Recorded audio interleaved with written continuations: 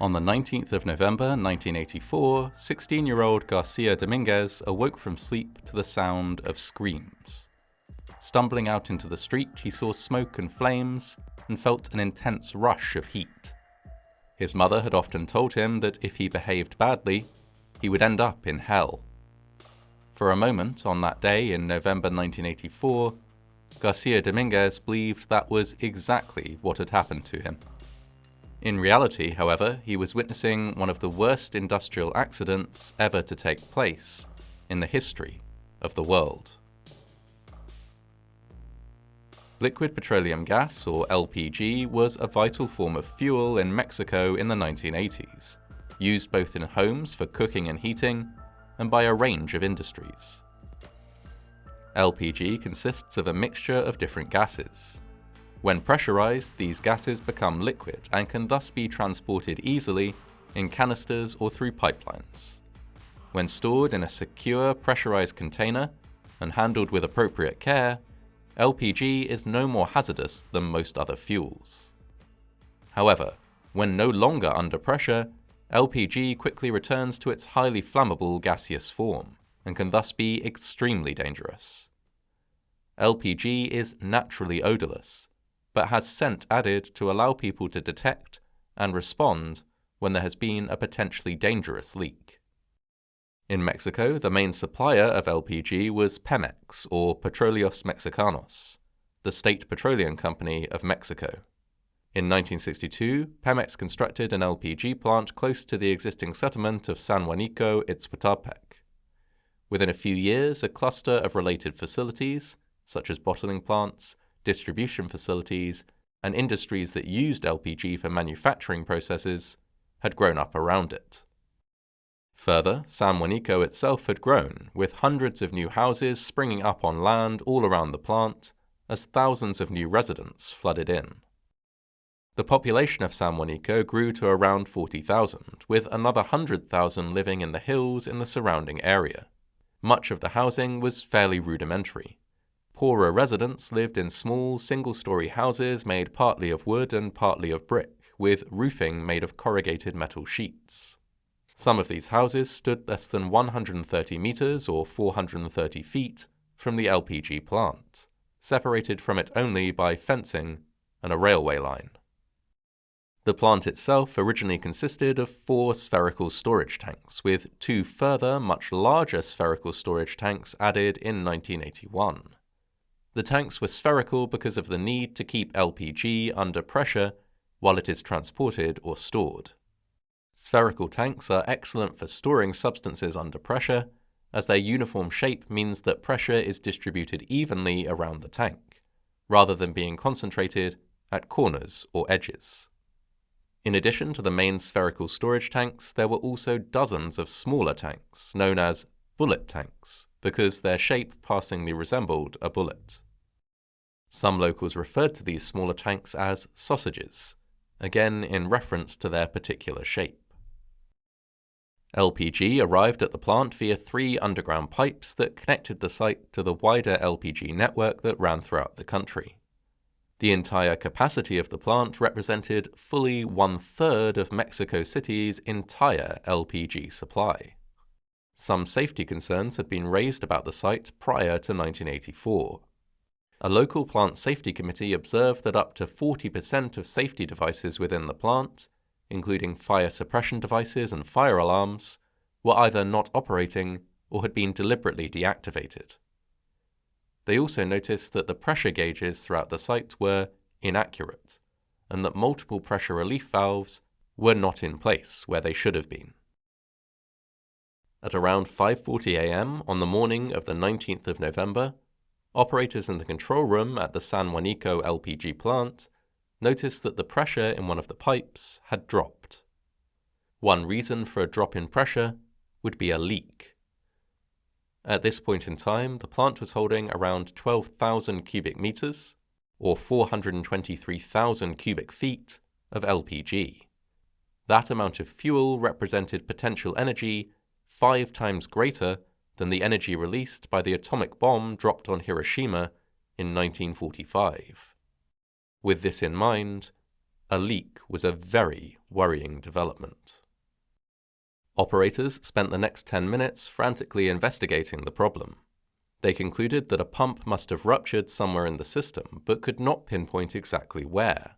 While they searched, the leaked LPG, now no longer under pressure, became a gas and formed a cloud which spread across the site.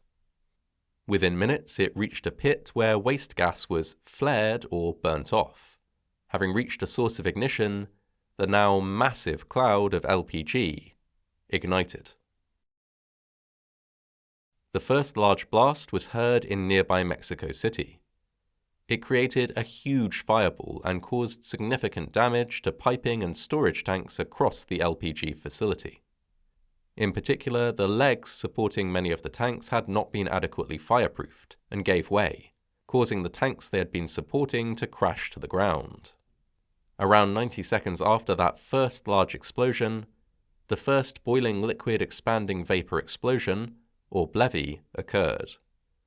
A BLEVE takes place when pressurized liquid within a tank or other container is heated to above its boiling point.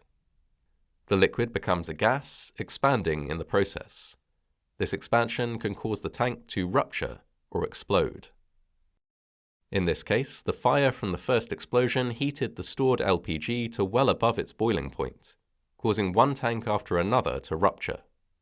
As each tank blasted open, gaseous LPG would rush out, ignite, and cause a massive, earth-shaking explosion. Indeed, the first BLEVE at San Juanico registered 0.5 on the Richter scale. The pilot of a Pan Am flight that was approaching the airport at Mexico City saw the blast and radioed air traffic control to tell them that he believed Mexico had been hit with a nuclear bomb. Fireballs were sent 300 meters or 980 feet into the air, hanging there for up to 20 seconds at a time. 8 BLEVEs in total took place between 5:40 a.m. and 7:01 a.m. The first and sixth both registered on the Richter scale. These were supplemented by constant smaller explosions that continued until 11 a.m. More than 200 firemen were sent to the site. They worked tirelessly to extinguish building fires and cool the remaining tanks that had not yet ruptured. To get close enough to effectively cool these tanks meant getting close enough that, should they explode, death would have been a certainty. Fortunately, firefighters were successfully able to prevent the 2 larger spherical tanks from exploding. Within half an hour of the initial explosion, Mexico's defense minister had put an emergency plan in place. Soldiers, federal road patrol officers, ambulances, and volunteers all converged on the scene. 5 helicopters patrolled the skies above the disaster site, while nearly 2,000 paramedics tended to the injured in the areas around the wrecked plant. Their work was complicated by the fact that roads all around were flooded with fleeing residents, meaning that ambulances and fire appliances struggled to get through. A wide area around the plant was affected. The bullet tanks had gone off like missiles, exploding into the air and flying up to 1,200 meters, or 3,900 feet, from the plant before crashing back to Earth. In many places, debris was hot enough or contained enough residual LPG to start devastating secondary fires. A bottling plant to the east of the main Pemex facility was one place ravaged by a secondary fire. Here, hundreds of small canisters of LPG had been bottled and loaded onto trucks for transport. Fire ripped through the facility, with each canister it consumed causing another small explosion. Highways around the town were closed down to facilitate a mass evacuation. 200,000 people fled their homes, walking along roads and rail lines to put as much distance between themselves and the disaster as possible. One survivor, Elvira Castro Vasquez, later recalled, "It looked like a pilgrimage. A lot of people escaped along the tracks. We walked in the direction of the Mexico City borough, Gustavo A. Madero, and people were saying, 'This is the end of the world.'" Some of the injured were picked up by city buses, which had been commandeered to transport casualties to hospital. Others walked until they found medical aid, or until they were able to join shocked commuters on the public transit network within Mexico City to complete their journey to hospital. Thousands of refugees gravitated towards the Basilica of Our Lady of Guadalupe. This church had been closed for some time due to structural issues, but was reopened temporarily to house the displaced and the injured. Thousands of people brought blankets, food, water, and other supplies to the basilica, where many people were then able to wait out the disaster. By the time the fires were finally extinguished at 11 p.m., 150 homes had been completely destroyed, and 2,000 further homes had been severely damaged. The government estimated that 272 people had been killed, but this estimate took into account only those who could be definitively accounted for. In many cases, the fires had been of such intensity that victims had been effectively cremated, and there were no identifiable remains to be found. Estimates that take into account those who died later on as a result of injuries generally put the loss of life at a number between 500 and 2,000. Only 5 of the dead were workers at the plant. The rest were residents and workers in the surrounding area, many of whom would have been asleep in bed at the time of the first explosion. They would have had no warning and no opportunity to escape. In the aftermath of the disaster, government officials suggested that the disaster was the fault of one of the privately run processing facilities that surrounded the plant, and should not be attributed to the government-owned Pemex plant. However, on the 22nd of December 1984, the Attorney General published a report that stated clearly that the rupture had taken place on a section of piping within the LPG facility, making it Pemex's responsibility. The official government investigation was unable to pinpoint the exact cause of the disaster, with some industry bodies blaming it on a disgruntled employee. Though maintenance issues at the plant were noted, it was decided that these could not have caused the disaster. TNO, a Dutch applied science research organization, carried out an independent investigation for the benefit of the LPG industry. This concluded that the congested plant layout, with tanks situated directly adjacent to one another in tight formation, contributed to the rapid spread of the fires and explosions. It also noted that housing being situated so close to an LPG storage facility created an obviously dangerous situation. It also highlighted the lack of pressure relief valves and the fact that LPG continued to be pumped into the facility until an hour after the first explosion, significantly worsening the situation. Dutch researchers speculated that the leak may have been caused by an excess of pressure in a particular pipe, but this remains only a theory, and one not generally accepted by the Mexican government. In the aftermath of this disaster, the LPG industry made a number of changes in Mexico and worldwide. The layout of storage tanks within new and existing plants was reconsidered, emergency plans were revised, and monitoring equipment was installed at hundreds of plants in order to detect gas leaks as early as possible. Much of the firefighting equipment on site at the San Juanico plant had been destroyed in the first blast. In future, it was recommended that emergency water lines be buried underground to ensure that they were protected from blast damage.